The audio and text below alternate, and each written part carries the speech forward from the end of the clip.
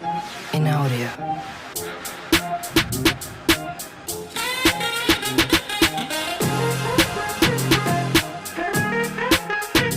In audio.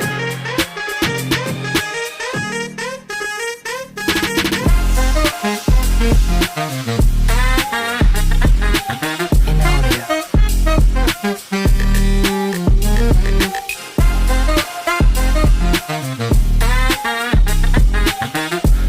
In audio. In audio.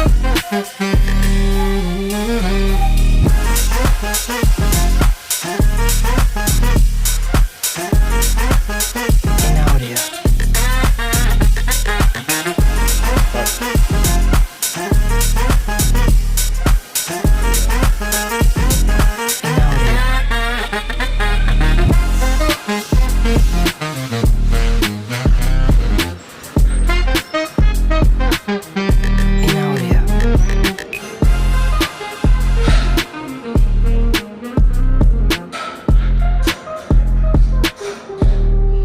In audio. In audio.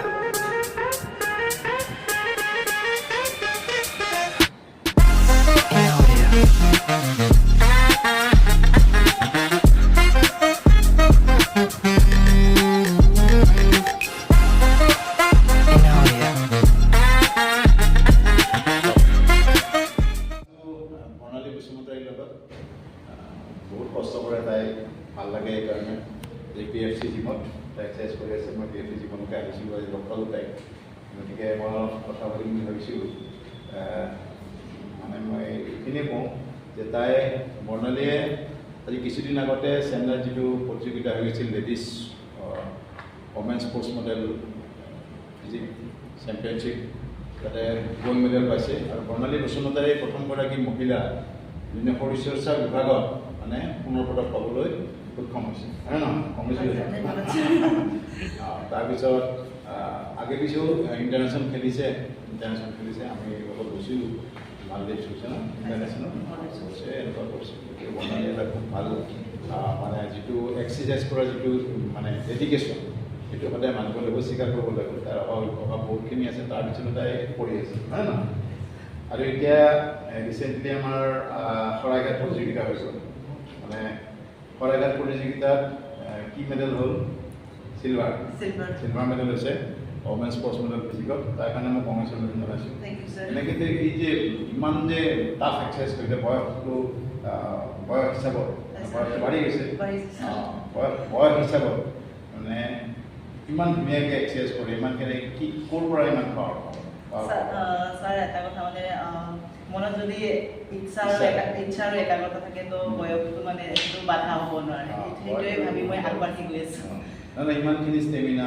মই যিকেইটা exercise দেখালোঁ যিখিনি ষ্টেজ পাৰফৰ্মেঞ্চ সেইটো মানে সঁচাকৈ লেখত ল'ব লাগে কোনে কি প্ৰাইজ পাইছে বুজি আৰু কিন্তু পাৰফৰ্মেঞ্চটো অতি সুন্দৰ হৈছে হয় নহয় গতিকে বৰ্ণালী আৰু উজ্জ্বল ভৱিষ্যত কামনা কৰিছোঁ আৰু এই বৰ্ণালীক দেখি যাতে আৰু আমাৰ প্লেয়াৰখিনি আগবাঢ়ি নতুন যিখিনি ছোৱালী আছে যাতে এগৰাকী মহিলা হোৱাৰ পিছতো ইমানখিনি বয়স হৈ যোৱাৰ পিছতো তেওঁ যিখিনি কৰি আছে গতিকে আৰু বহুতে আগবাঢ়ি আহিব হয় নহয় চবে কি মেছেজ এটা দিব লাগে আমাৰ যিখিনি আপকামিং প্লেয়াৰ আছে মহিলা ছাৰ মই এইটোৱে মেছেজ দিম যে চবে আগবাঢ়ি আহিব লাগে হেজিটেট নকৰি আৰু এইটো আমাৰ সমাজৰ কাৰণে অকল কম্পিটিশ্যন নহয় মোৰ মতে মেছেজো যায় যে আমি নিজকে কিমান ফিট কৰি ৰাখিব পাৰি আৰু মানে এক্সাৰচাইজৰ জৰিয়তে আমি বেমাৰ আজাৰবোৰক আঁতৰ কৰি ৰাখিব পাৰি সেইটোও মেছেজ যায় সেইকাৰণে মানে চবে আগবাঢ়ি আহিব লাগে আৰু এই যে কাপোৰবোৰ যেনেকৈ আমি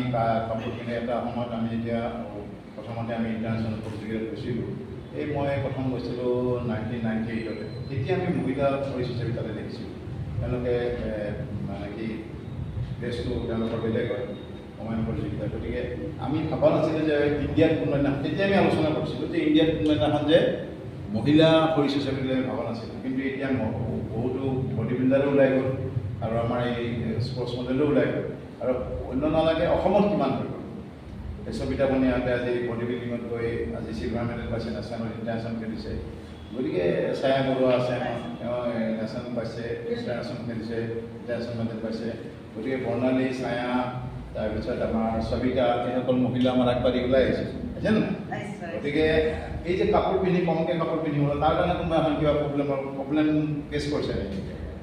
প্ৰব্লেম এনেকৈ পাৰ্চনেলি ফেচ কৰা নাই। যেতিয়া মানে নিউজ টিউজত ওলাই তেতিয়া মানে বহুত কমেণ্ট পাইছোঁ আৰু উলংগ হৈ মানে মেডেল আনিছে আমুক আনিছে, উলংগ হৈ অনা মেডেল নালাগে, সেনেকৈ মানে বহুত কমেণ্ট দেখিছোঁ আৰু মানুহে সমাজত চব টাইপৰ মানুহে থাকে। উলংগ হৈ মেডেল হোৱা বুলি যোন মানুহে কয় তেওঁ স্পৰ্টছৰ বিষয়ে কোনো জ্ঞান নাই, তেওঁ মূৰ্খ হয়। মূৰ্খবিলাকে এনেই কথা কয় হা, যদি উলংগ হ'লেই যদি মেডেল পায় চব মানে উলংগ হৈ গ'ল হয়, হয় নহয়? উলংগ হ'লে মেডেল পায় নেকি? নাপায়। উলংগ হ'লে মেডেল নাপায়। তেওঁৰ পাৰফৰ্মেঞ্চ থাকিব লাগে, তেওঁৰ কেপাচিটি থাকিব লাগে, তেওঁৰ ষ্টেজত পাৰফৰ্মেঞ্চ দিব লাগে। উলংগ হৈ যোৱাটো এইটো এটা খুব বেয়া শব্দ আৰু আমি তীব্ৰ ভাষাত এই বস্তু কঢ়িয়াই দিছোঁ, যিয়ে খেলুৱৈসকলক এনেকৈ অপমান কৰে।